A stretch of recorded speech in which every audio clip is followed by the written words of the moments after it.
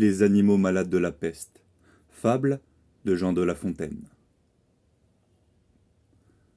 Un mal qui répand la terreur. Mal que le ciel, en sa fureur, inventa pour punir les crimes de la terre.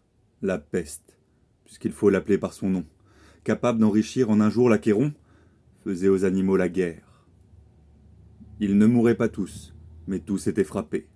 On n'en voyait point d'occupés à chercher le soutien d'une mourante vie. Nul mets n'excitait leurs envies. Ni loup ni renard n'épiaient la douce et l'innocente proie. Les tourterelles se fuyaient, plus d'amour, partant plus de joie. Le lion tint conseil et dit : « Mes chers amis, je crois que le ciel a permis pour nos péchés cette infortune. Que le plus coupable de nous se sacrifie au trait du céleste courroux. Peut-être il obtiendra la guérison commune. L'histoire nous apprend qu'en de tels accidents, on fait de pareils dévouements. Ne nous flattons donc point. Voyons sans indulgence l'état de notre conscience. Pour moi, satisfaisant mes appétits gloutons, j'ai dévoré force moutons. Que m'avait-il fait? Nulle offense. Même il m'est arrivé quelquefois de manger le berger. Je me dévouerai donc, s'il le faut, mais je pense qu'il est bon que chacun s'accuse ainsi que moi, car on doit souhaiter, selon toute justice, que le plus coupable périsse. Sire, dit le renard, vous êtes trop bon roi. Vos scrupules font voir trop de délicatesse. Eh bien, manger mouton, canaille, sotte espèce, est-ce un péché? Non, non. Vous leur fîtes, seigneur, en les croquant beaucoup d'honneur.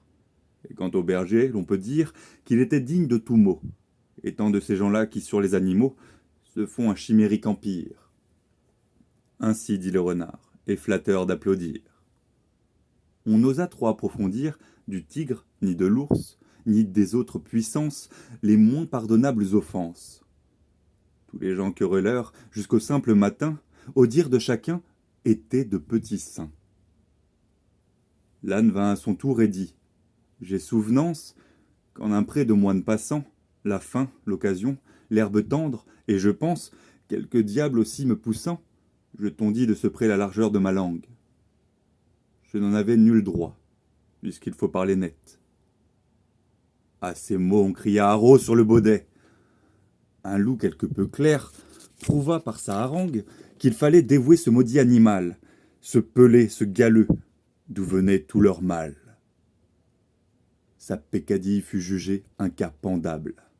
Manger l'herbe d'autrui, quel crime abominable! Rien que la mort n'était capable d'expier son forfait. On le lui fit bien voir.